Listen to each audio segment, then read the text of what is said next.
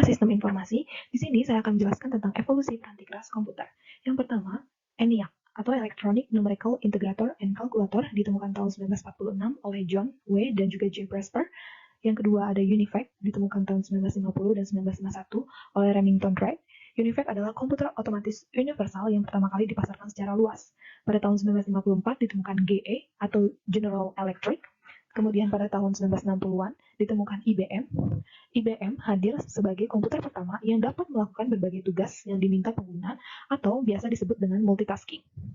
Kemudian tahun 1970 muncullah komputer mini. Komputer mini itu ditujukan untuk organisasi kecil. Selanjutnya ada komputer mikro pada tahun 1980.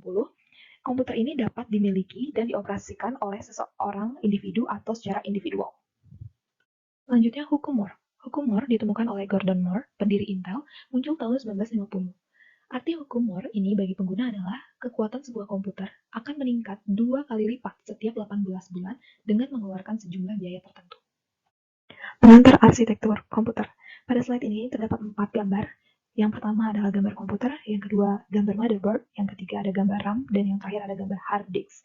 Keempat gambar ini merupakan sekumpulan prosesor komputer dan alat inputnya maupun alat outputnya. Selanjutnya, slide mengenai pengantar arsitektur komunikasi. Dapat dilihat, gambar ini mengilustrasikan berbagai jalur yang dapat diambil oleh komunikasi suara dan data. Bahwa komunikasi data, baik awal maupun akhir suatu komunikasi data, akan membutuhkan adanya sambungan ke sebuah modem. Modem adalah sebuah alat peranti keras yang memodulasi sinyal digital dari sebuah komputer ke dalam sinyal analog maupun sebaliknya. Evolusi di bidang aplikasi komputer. Terdapat pengertian sistem informasi. Sistem informasi adalah suatu sistem virtual yang memungkinkan manajemen mengendalikan operasi sistem fisik perusahaan. Terdapat 2 jenis sistem fisik atau physical system dan sistem virtual atau virtual system. Sebagai contohnya adalah sebuah ruang penyimpanan persediaan yang menyimpan barang-barang persediaan merupakan sistem fisik, dan file induk persediaan berbasis komputer adalah suatu sistem virtual yang mencerminkan sistem fisik. Pengertian konsep sistem. Sistem yaitu suatu kesatuan yang terdiri dari 2 atau lebih komponen atau subsistem yang berinteraksi untuk mencapai suatu tujuan. Klasifikasi sistem dibagi menjadi 4 bagian, yaitu sistem abstrak dan sistem fisik, sistem alamiah dan sistem buatan manusia, sistem tertentu dan sistem tak tentu, sistem tertutup dan sistem terbuka. Penjelasannya yaitu sistem abstrak, sistem yang berupa pemikiran atau ide-ide yang tidak tampak, misalnya sistem agama. Sistem fisik yaitu sistem yang keberadaannya dapat dilihat secara fisik, yaitu perusahaan, komputer. Sistem alamiah yaitu sistem yang terbentuk melalui proses alami, misalnya sistem tata surya atau pencernaan. Sistem buatan manusia, sistem yang dirancang dan dibangun oleh manusia yang melibatkan interaksi dengan mesin, misalnya sistem produksi di pabrik. Sistem tertentu yaitu sistem yang cara operasinya sudah dapat diprediksi, interaksi di dalamnya dapat dideteksi dengan pasti dan outputnya dapat diramalkan, misalnya pengolahan data. Sistem tertentu yaitu sistem yang outputnya tidak dapat diprediksi dengan pasti karena mengandung unsur probabilitas. Sistem tertutup yaitu sistem yang tidak berhubungan dengan dunia luar atau tidak berhubungan dengan lingkungan luarnya. Sistem terbuka itu sistem yang mempunyai hubungan dengan dunia luar dan terpengaruh dengan lingkungan luarnya. Dan umum sistem informasi manajemen menurut Raymond McLeod, bahwa SIM adalah sebagai suatu sistem berbasis komputer yang menyediakan informasi bagi beberapa pemakai dengan kebutuhan berupa output informasi yang digunakan oleh manajer maupun non-manajer dalam perusahaan untuk membuat keputusan dalam Lalu, SIM yang akan menghasilkan informasi ini melalui penggunaan 2 jenis peranti lunak, yaitu ada peranti lunak membuat laporan. Pembuat laporan yang menghasilkan laporan berkala maupun laporan khusus. Yang kedua ada model matematis, yaitu menghasilkan informasi sebagai hasil dari suatu simulasi atas operasi perusahaan. Model matematis yang menggambarkan operasi perusahaan dapat ditulis menggunakan semua jenis bahasa. Sistem pendukung pengambilan keputusan, decision support system, adalah suatu sistem yang membantu seorang manajer atau sekelompok kecil manajer memecahkan suatu masalah. Output dari DSS awalnya dihasilkan data suatu basis data relasional dan mencakup laporan saja, serta kasus output dari model-model matematis. Pengguna pertama output komputer adalah para karyawan administrasi di bidang akuntansi. Pemilik sistem informasi manajemen tidak hanya manajer tetapi non-manajer dan staf profesional. Model Decision Support System, pengguna DSS mendapat informasi dari output basis data. 3 output yang terdiri dari laporan berkala khusus, output model matematis, dan output groupware dari basis data relasional, output solusi dan penjelasan dari basis data pengetahuan, output dari OLAP berasal dari basis data multidimensional. Tingkat manajer perencanaan strategis untuk sumber informasi lebih pada lingkungan eksternal dan bentuk informasinya rangkuman.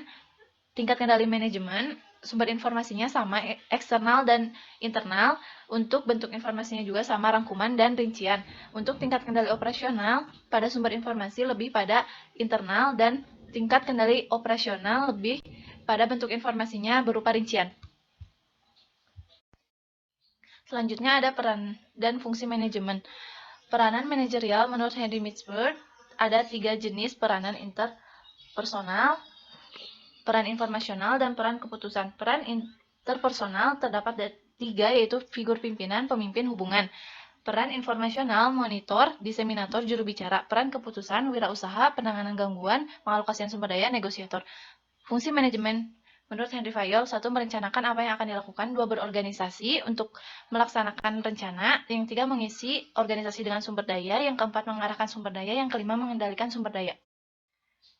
Selanjutnya ada area bisnis, tingkat perencanaan strategis. Perencanaan lebih berorientasi pada perencanaan. Yang kedua, tingkat kendali manajemen lebih berorientasi pada pengorganisasian. Tingkat ketiga, kendali operasional lebih berorientasi pada pengarahan. Tahapan-tahapan pemecahan masalah.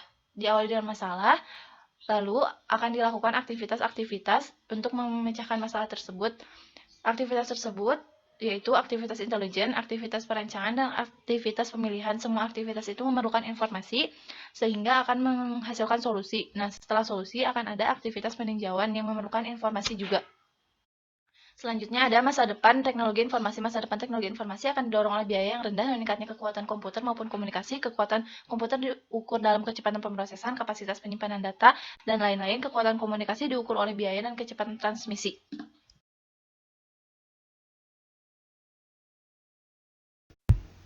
Model sistem umum perusahaan menunjukkan aliran sumber daya dari lingkungan melalui perusahaan hingga kembali lagi ke lingkungan.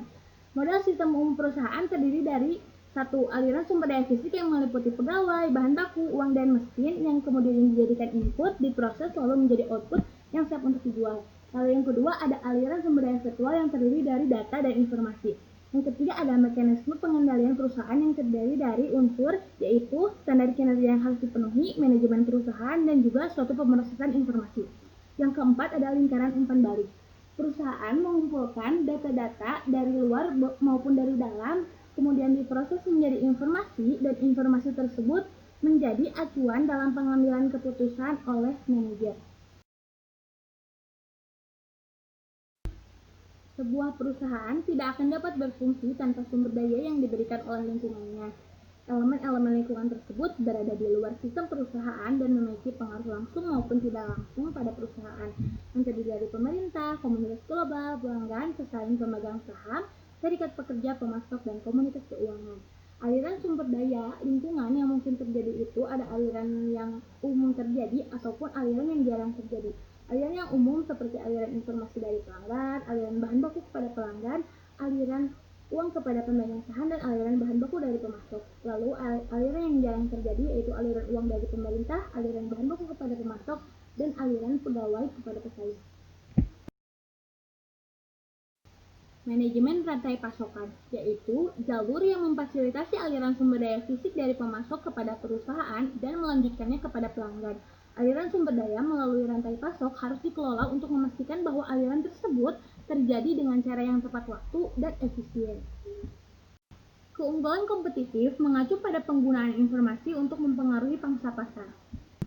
Menurut Porter, menerima keuntungan kompetitif diperoleh melalui produksi dan pelayanan dengan harga murah, produksi dan pelayanan berkualitas tinggi, atau mempertemukan kebutuhan khusus dari segmentasi pasar tertentu.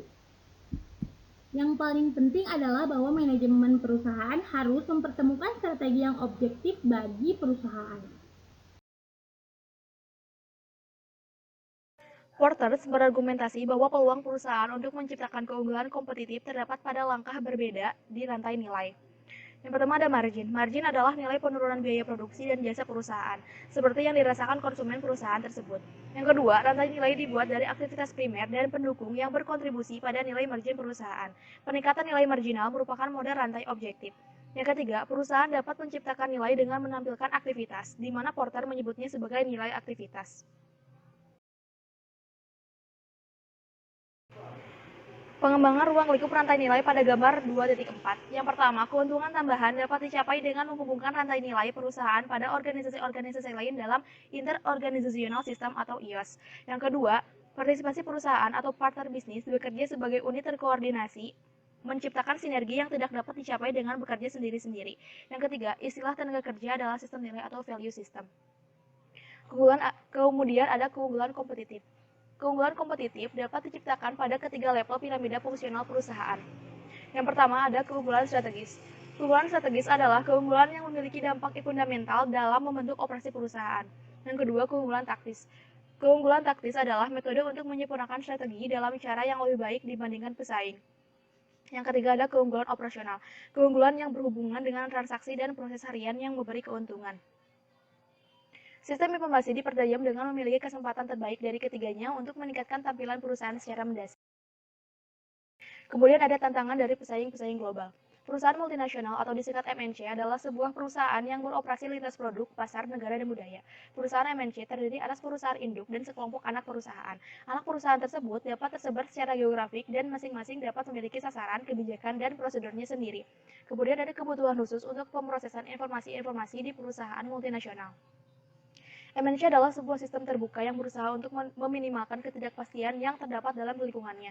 Dalam konteks ini, ketidakpastian adalah perbedaan antara jumlah informasi yang dibutuhkan untuk melakukan suatu pekerjaan dan jumlah informasi yang telah dimiliki organisasi. Keuntungan koordinasi apa saja sih? Yang pertama, fleksibilitas dalam proses pesaing di berbagai negara dan pasar. Kedua, kemampuan untuk merespons perubahan yang terjadi di satu negara pada suatu negara lain atau satu wilayah dengan negara lain. Ketiga, kemampuan untuk menyamai kebutuhan pasar di seluruh dunia. 4. Kemampuan untuk berbagi pengetahuan antar unit di berbagai negara. Kemudian yang kelima, mengurangi biaya operasi secara keseluruhan. Keenam, peningkatan efisiensi dan efektivitas dalam memenuhi kebutuhan pelanggan. Yang ketujuh, kemampuan untuk meraih dan mempertahankan keragaman produk perusahaan dan juga bagaimana produk diproduksi dan didistribusikan.